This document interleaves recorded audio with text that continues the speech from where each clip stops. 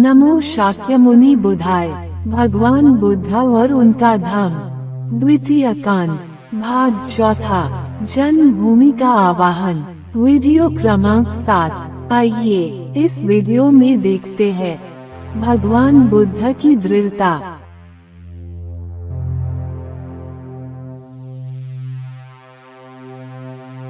तब मंत्री के प्रिय और वफादारी से भरे वचन सुनकर उस मंत्री को, जो राजा की आंखों के समान था, द्विव्रती बुद्ध ने यथोचित, न उकसाने वाला और न जल्दबाजी से युक्त अपना उत्तर दिया, कुछ है व नहीं, इसमें मेरे लिए कोई दूसरा प्रमाण नहीं है। तपस्या और साधना द्वारा मैंने स्वयं सत्य को जान लिया है। मैं किसी ऐसे सिद्धांत को सही स्वीकार नहीं कर सकता जो अज्ञानश्रित है और जिसका सिर नीचे और पैर ऊपर की तरफ है। मैं किसी ऐसे सिद्धांत को सही स्वीकार नहीं कर सकता जिसमें सैकड़ों बातों को यूं ही पहले से सही मानकर चलना होता है। कौन बुद्धिमान आदमी केवल किसी दूसरे पर आश्रित होकर किसी बात में विश्वास करेगा? मानव जाति तो अंधेरे में एक अंधे के पीछे चलने वाली चक्षुहीन जाति बनी हुई है। लेकिन यदि कोई सत्य और झूठ में विवेक न कर सके, यदि कोई भलाई और बुराई के विषय में संदिग्ध हो, तो उसे भी अपना चित भलाई में ही लगाए रहना चाहिए। सद्वृत्ति वाले के लिए थोड़ा व्यर्थ का परिश्रम भी कल्याणकारी ही होता है। लेकिन ये देखकर कि इस पवित्र परंपरा का भी ठिकाना नहीं, ये समझ लो कि ठीक वही होता है जो विश्वसनीय लोगों का वचन हो, और विश्वसनीयता का मतलब है निर्दोषता। जो सर्वथा निर्दोष है वो सत्य का अपलाप कर ही नहीं सकता। और जो कुछ तुम मुझे घर लौट चलने के बारे में कह रहे हो और अपने पक्ष के समर्थन में कुछ लोगों के उदाहरण दे रहे हो, तो ऐसे लोगों की क्या प्रामाणिकता है?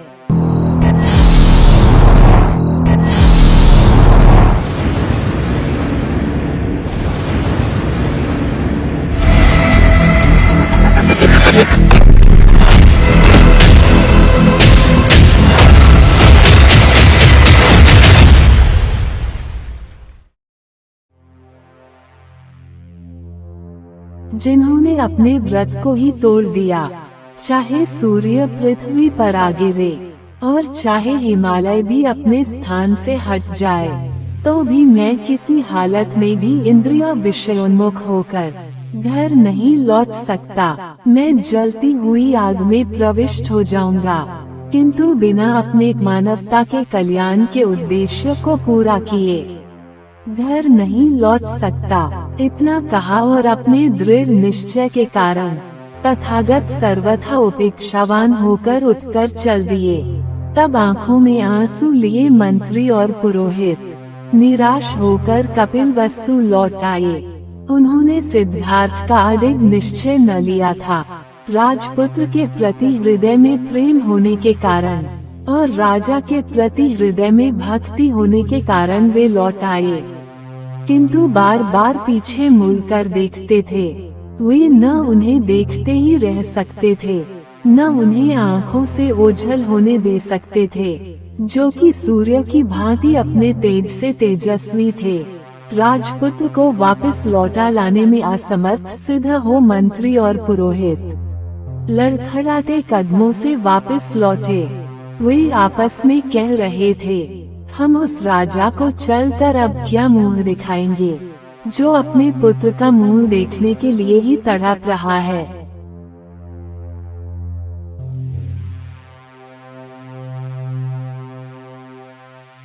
दोस्तों, भाग 4 यही समाप्त होता है। भाग 5वां में देखेंगे धम्म दीक्षा का पुनरारंभ।